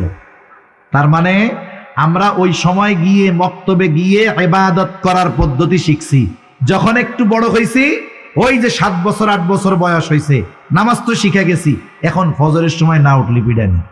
তার মানে আগে শেখার জন্য পিটাইছে, যে আগে শিখবে এরপরেই না পড়বে। যখন শিখে গেছি এরপরে পড়ার জন্য চাপ দিছে। তাহলে বলেন নামাজ পড়ার আগে নামাজের মাসলা মাসাইল গুলো জানা জরুরি না? তাহলে দেখেন তো আমরা কত মানুষ আছি যে আমাদের এই ইলম গুলো জানা নাই। সেজন্য আমার অনুরোধ, রোজা আসতেছে, রোজা ভাঙ্গার কারণও জানার দরকার, রোজার ফরজগুলো জানা দরকার। আমরা আমাদের ইমাম সাহেব ওলামা একরামের কাছে শিখে পরামর্শ করে শিখবো তো ইনশাআল্লাহ। একটু একটু করে দৈনিক শিখলে বছর শেষে দেখবেন অনেক শেখা হয়ে গেছে। সেজন্য অনুরোধ করব, এই দুনিয়ার লজ্জার চিন্তা বাদ দিয়া আখেরাতে ডান্ডা পিটানির কথা চিন্তা করেন, তাইলে এই লজ্জা আর লজ্জা মনে হবে না। তাহলে ইবাদত কবুলের প্রথম প্রধান গুরুত্বপূর্ণ কম্পালসারি শর্ত হলো ঈমান, 2 নাম্বার ইখলাস, 3 নাম্বার সুন্নাত, 4 নাম্বার যে ইবাদত করবে অবশ্যই ওই ইবাদতের ব্যাপারে পূর্ণ ইলম অর্জন করতে হবে। 5 নাম্বার তার খাবারটা হতে হবে হালাল খাবার। কি খাবার জোরে বলেন? উপার্জনটাও হালাল হতে হবে, খাবারটাও হালাল হতে হবে। অনেক মানুষ আছে খাবার হালালের ব্যাপারে খুব সচেষ্ট সতর্ক, কিন্তু উপার্জনের ব্যাপারে কোনো টেনশন নাই। যা পায়, ওই যে ছোটবেলায় কবিতা পড়ছি, পুঁটি মাছ পাই না একটা যদি পাই, অমনি দইরা গাপুস গুপুস খাই। এই গাপুস গুপুস করে খাওয়া লোক আছে না নাই? জাজ বিচার নাই কোনো, এটা হালাল না হারাম দেখে না, পয়সা পাইছে আর পকেটে ভরে, আছে না নাই কন্যা? অথচ হালাল উপার্জন করা, হালাল খাবারের নিয়তে হালাল কর্ম করা, হালাল উপার্জন করা, এটা ইবাদত। নবীজি সাল্লাল্লাহু আলাইহি ওয়াসাল্লাম বলেন, কাসবুল হালালি ফরিদাতুম বাদাল ফরিদা, ফরজ ইবাদতের পরে অন্যতম ফরজ ইবাদত হলো হালাল উপার্জন করা। কোন ব্যক্তি যদি হালাল উপার্জনের নিয়তে হালাল কর্ম করে আর যদি ফরজ ইবাদত গুলো যথাযথভাবে করে, এই ব্যক্তি যখন হালাল খাওয়ার নিয়তে, হালাল উপার্জনের নিয়তে হালাল কর্ম করে, তার ওই হালাল কর্মটাও তার আমলনামায় ইবাদত হিসাবে যোগ হয়ে যায়। সেজন্য যারা হালাল কর্ম করে, কর্ম ছোট হইলেও লজ্জা পাওয়ার কোনো কারণ নেই। একজন অটো চালায়, সিএনজি চালায়, অন্যের জমিনে কামলা দেয়, সে যদি এই পরিশ্রমটা, এই হালাল কর্মটা হালাল রুজির জন্য করে, হালাল উপার্জনের নিয়তে করে এই হালাল কাজ, তাহলে এটা তার কি হবে বলেন? ইবাদত হবে। কিন্তু আফসোস, আমাদের দেশের মানুষ কেউ যদি সুযোগ পায় হারাম উপার্জনের, ওই হারামের নাম পাল্টাইয়া ওরা খাওয়া শুরু করে। যেমন সমাজে অনেক চাকরি আছে, ওই চাকরি হইলে কয় আলহামদুলিল্লাহ, আমার আর বেতনের টাকায় হাত দেওয়া লাগবে না। নাউজুবিল্লাহ। কেন বেতনের টাকায় হাত দেওয়া লাগবে না কেন? কয় বকশিস টকশিস যা পামো তাতেই তো কাম সারা। সরকারি চাকরি করে বকশিস, এটা ঘুষের নাম দিছে, ঘুষের কয়েকটা নাম আছে, একটা দিছে বকশিস, চা পানের টাকা, স্পিড মানি। এখন আবার কতক লোক এই ঘুষের টাকারে হাদিয়ার নাম দিয়া চালায়। নাউজুবিল্লাহ বলেন। হাদিয়ার ব্যাপারে নবীজি বলেন, হাদিয়া আদান প্রদানে মহব্বত বাড়ে, এটা দেওয়া সুন্নত, নেওয়া সুন্নত। আর এই ঘুষ নিয়ে বানাইছে হাদিয়া। নাউজুবিল্লাহ বলেন। বলে কিছু হাদিয়া দিয়েন, কামটা কইরা দিব না। কোন জায়গায় কি জিনিস ব্যবহার করতে হয় বুঝে না। এটার নাম দিছে স্পিড মানি। আপনি সরকারি অফিসে যাবেন, দেখবেন কামের গতি নাই, যেই টাকা দিবেন বলে ওই টাকায় গতি বেড়ে যায়, এই জন্য এটার নাম কি? স্পিড মানি। নাউজুবিল্লাহ। এই যে টাকাগুলো খাইতেছে, এখন ঘুষ মনে করে খায় না, ও উল্টা মনে করে ওইটা মনে হয় ওর পাওনাটা হক। ঘুষ খায় কি মনে করে এখন? না, হক মনে করে। আল্লাহ ওদের হেদায়েত দান করুক, সকলে বলি আমিন। আর রাশি ওয়াল মুরতাশি ওয়ার রায়েশ, ঘুষখোর, ঘুষ দাতা, ঘুষ গ্রহিতা, ঘুষ দাতা, ঘুষ গ্রহিতা, মধ্যস্থতাকারী, এই তিনজনই সমান অপরাধী। তিনজনই কি বলেন না? সমান অপরাধী। বান্দার হক নষ্ট করে এরা। সেজন্য অনেকে উপার্জনের ক্ষেত্রে হালাল না হারাম যাচাই করে না। সেজন্য আমরা সমাজে দেখি অনেক নামাজি মানুষ ঘুষ খায়, কিন্তু নাম পাল্টায় খায়, মনে করে ওর জন্য বৈধ। এখন বলেন তো, ঘুষ খাওয়া নিঃসন্দেহে হারাম, কেউ যদি এটাকে হালাল মনে করে খায়, তার ঈমান থাকবে নাকি চলে যাবে? সেজন্য সাবধান, আমাদের উপার্জনটা আমরা হালাল করব। আবার দেখেন, অনেকে কর্ম করে হারাম, কিন্তু উপার্জন পরিশ্রমের উপার্জন। একজন এক জায়গায় কাজ করে, এক রেস্টুরেন্টে কাজ করে, কথার কথা, ওই জায়গায় তাকে শুধু মানুষকে পানি দিতে হয় না, লাল পানিও দেওয়া লাগে। লাল পানি চিনেন তো? মদ পরিবেশন করতে হয়, এর বিনিময়ে মাস শেষে সে বেতন পায়। এখন নবীজি বলতেছেন, যারা মদের সাথে সম্পৃক্ত 10 শ্রেণীর মানুষ, এরা সব আল্লাহর লানত প্রাপ্ত। এর মধ্যে এক শ্রেণীর মানুষ কারা করে? বলে যে মদ পরিবেশন করে। এখন বলেন, যে ওই রেস্টুরেন্টে চাকরি করে, যেখানে মদ দেওয়া লাগে মানুষরে, তার এই কর্মটা হালাল না হারাম? তাহলে তার কর্ম হালাল হতে হবে, উপার্জনও হালাল হতে হবে। অনেকের কর্ম হালাল কিন্তু উপার্জনের মাধ্যমটাকে বানায় ফেলছে সে হারাম। সে বেতন পাইতো কর্মের কারণে, ঠিক আছে, অসুবিধা নাই, কিন্তু ওই যে আলাদা ইনকাম করা শুরু করছে, ওইটা কি হইল বলেন? হারাম। তাহলে শর্ত দুইটা, কর্ম হালাল, বিনিময়টাও কি হইতে হবে? হালাল। এই হালাল উপার্জনের নিয়তে যে হালাল কর্ম করবে, তাহলে এই কর্মটাও তার আমাল নামায় ইবাদত বলে যোগ হবে। সুবহানাল্লাহ বলেন। এরপরে খাবারটা হতে হবে হালাল। যে কথা বলতেছিলাম যে অনেকে উপার্জনের ক্ষেত্রে কোনো টেনশন নাই, যা পাইছে তাই নাই, কিন্তু খাবার হালালের ব্যাপারে সচেষ্ট সতর্ক থাকে। বাজারে গিয়া গোশত কেনার আগে কসাইরে জিজ্ঞাসা করে, বিসমিল্লাহ কইয়া গরু জবাই দিছস? মানে আল্লাহর নাম কইয়া কি গরু জবাই দিছিলি? যদি আল্লাহর নাম সাইডা ইচ্ছা কইরা বাদ দিয়ে, আল্লাহর নাম বাদ দিয়ে গরু জবাই দেয়, ওই গরুর গোশত তো আর হালাল থাকবে না। থাকবে? কত সচেষ্ট। পকেটের মধ্যে টাকা পয়সা ঠিকই, ঘুষের দোকানে যায় কসাইরে জিজ্ঞাসা করে যে বিসমিল্লাহ কইয়া গরু জবাই দিছিলি নাকি? এরকম লোক আমাদের সমাজে আছে। কসাইও তো চালাক কম না। কসাই কি বলে এই ভুল আমি করি না, নামাজ কালাম পড়ি না, এটা আমার পাপ, আল্লাহ চাইলে মাফ করে দিবে। ইচ্ছা করে যদি বিসমিল্লাহ বাদ দিয়া গরু জবাই দেই, এই গরুর গোশত হালাল থাকবে না, যারাই খাবে সবাইরে হারাম খাওয়ানো হবে, আমার কবিরা গুনাহ হবে, বান্দার হক নষ্ট হবে। এত হিসাব দিতে রাজি নাই, এই জন্য গরু জবাই দেওয়ার সময় বিসমিল্লাহ কইতে ভুলি নাই আমি। এবার খুশির ঠেলায় বলে রমজান মাস চলে আসছে তো, বাংলাদেশ যা 800 টাকা গরুর কেজি, কয়দিন পরে 2000-1000 টাকা হয়ে যায় কিনা ঠিক নাই, তাহলে দে রোজার মাসে সেহরির খাওয়ানি গরুর গোশত দে 10 কেজি দে আমাকে। এখন বলেন, সুন্দর মতো হালাল গরুর গোশত কেনার সময় পকেট থেকে টাকা দিছে, এটা কি? জোরে বলেন, এটা কি? আরে হারাম টাকা দিয়ে হালাল কিনলো, সে তো হারামের মতোই, ঠিক কিনা বলেন? এজন্য আমাদের উপার্জনটাও হালাল হতে হবে, খাবারটাও হালালই হওয়া লাগবে। এখন যাদের খাবার উপার্জন হারাম, হারামের সাথে যারা তাদের নিজের জীবনটাকে জড়ায় ফেলছে, এদের বড় বড় কয়েকটা ক্ষতি। 1 নাম্বার ক্ষতি, যে হারাম খায় তার দোয়া আল্লাহ তাআলা কবুল করে না। এই যে দোয়া কবুলের ঘোষণা আল্লাহ তাআলার পক্ষ থেকে যেই সময়গুলোতে আছে, এই যে লাইলাতুন নিসফে মিন শাবান গেছে, প্রতিদিন মধ্যরাতের পর থেকে নিয়ে সুবহে সাদিক পর্যন্ত আল্লাহর যেই ক্ষমার ঘোষণা আছে, রোজার মাসে স্পেশাল শবে কদর, এই ফজিলতের মাস, সময় ক্ষমার ঘোষণা আছে, বাইতুল্লাহ গেছে, দোয়া কবুলের কত স্থান আছে, যেই জায়গাগুলোই গেলে আল্লাহ দোয়া কবুল করে। কিন্তু ওই হারামখোর যে, সে যতই বিনয়ের সাথে দোয়া কবুলের সময়, দোয়া কবুলের স্থানে গিয়েও যদি দোয়া করে, এই হারামখোরের দোয়া আল্লাহ কবুল করবে। তাহলে 1 নাম্বার ক্ষতি, দোয়া কবুল হবে না।